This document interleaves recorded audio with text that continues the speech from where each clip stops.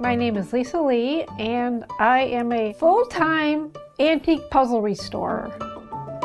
A lot of times if you're going to buy an old cardboard puzzle or an old puzzle, there's going to be a piece missing. And being that I was artistic anyway, I used to make my own replacement pieces. Then I came across a man on the internet, and a lot of his pictures had holes missing. And I said, hey, maybe you'd be interested if I could fix your puzzles. And he said, let's give it a try. He so loved what I did for his puzzles, and he said, can I put your name on the internet? And then it just exploded. I think it's really, really important to save those bits of history. Everybody did puzzles. It was before TV, before the internet. It was when families were families and they did things together. Long after I'm gone, there's going to be a million little pieces out there with Lisa written on the back of the puzzle piece, which is kind of an interesting legacy to leave.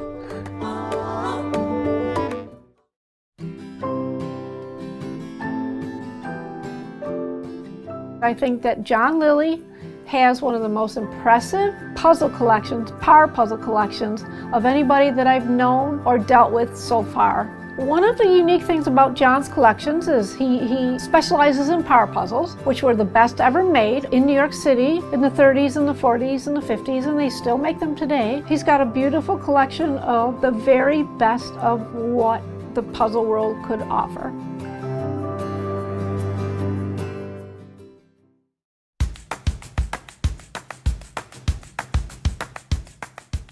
There's two different kinds of puzzles that I work mainly with, is cardboard and wood. The cardboard has gravitated towards really cheaply printed dot matrix printing puzzles that I can't fix. They can make the intricate figural pieces of the 1920s and 1930s by just programming it in with laser.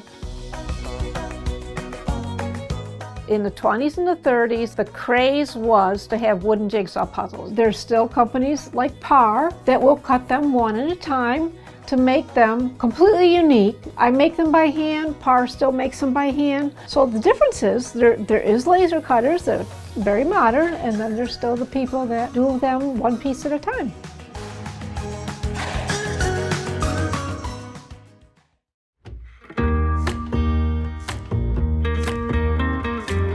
A wooden jigsaw puzzle is made by choosing a picture that you like and gluing it to a board of a good quality wood that won't chip when you cut it. That would be Baltic birch or mahogany.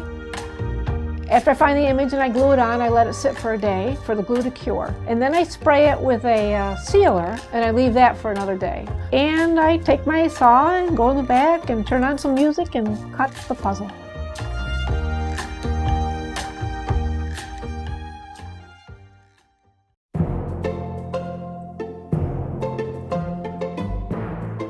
I'll get a package with a chunk of puzzle, about like this. And the first thing that I do when I'm going to fix a puzzle is turn it upside down. I tape it together. And then I draw. I have a super thin pencil that I draw the picture upside down on a piece of plain paper, and I'll cut around it and I'll glue it to a piece of wood that I found. I use many different thicknesses of wood.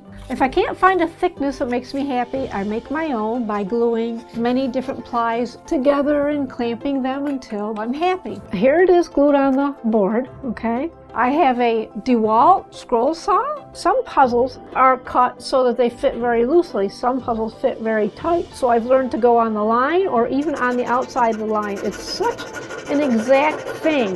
Then I'll bring it out here, and although this one fits good, it's still a little bit higher so that it's going to stick out when you run your hand across it. So what I do to make it the right height is run it across the sandpaper like this. This actually fits quite well right here, so that one is good.